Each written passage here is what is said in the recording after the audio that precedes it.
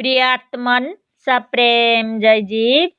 आदि मुनीश्वर जोगेश्वर परम पूज्य सत्य सम्राट सदगुरुदेव सिमनी जी का वचनामृत से एक बूंद। संसार में रोग दोष और पाप नहीं है, यदि है तो केवल अमृतत्व है।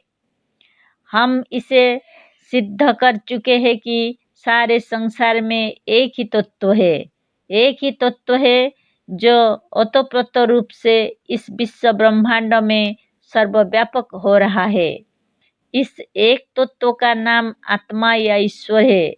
यह तत्व चेतन और सजीव है।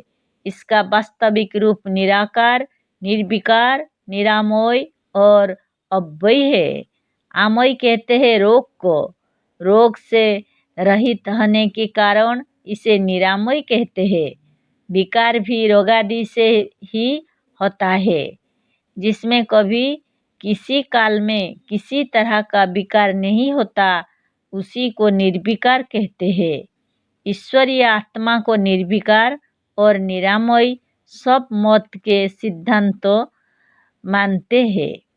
निराकार सच्चिदानंद आत्मा जो केवल सजीव, सत्य और चेतन मात्र है, उसमें विकार और रोग नहीं हो सकते। बस यही एक तत्व सब तरफ से इस संसार में व्यापक हो रहा है। व्यापक क्या, यही एक तत्व है जो अनेक रूप धारण करके प्रत्यक्ष हो रहा है। अतः जिस संसार और शरीर में चेतन आत्मा या ईश्वर व्यापक हो रहा है, वहाँ रोग कैसे रह सकता। जिस जगह पर निरामय और निर्विकार ईश्वर है, वही रोग कैसे रह सकता है। संसार में जिसे रोग कहते हैं, वह रोग नहीं है, वह तो शरीर का धर्म और स्वास्थ्य तथा जीवन का लक्षण है।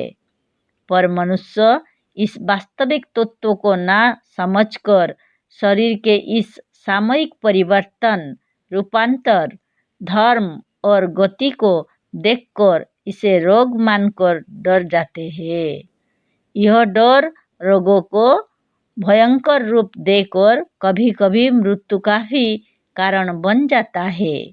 रोग को रोग ना समझकर यदि शरीर का धर्म और एक प्रकार का सामयिक परिवर्तन मान लिया जाए, तो रोग से घबराहट ना होगी और रोग शीघ्र अच्छा हो जाएगा।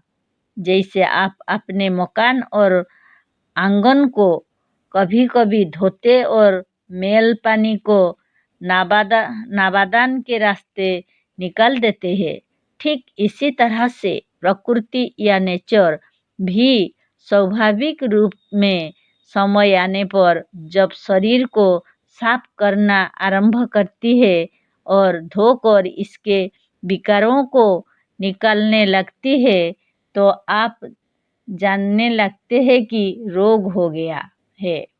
पर सच्ची बात यह है कि यह रोग नहीं, किंतु शरीर की सफाई या सजीव शरीर का एक प्राकृतिक धर्म है जो समय पड़ने पर होता रहता है।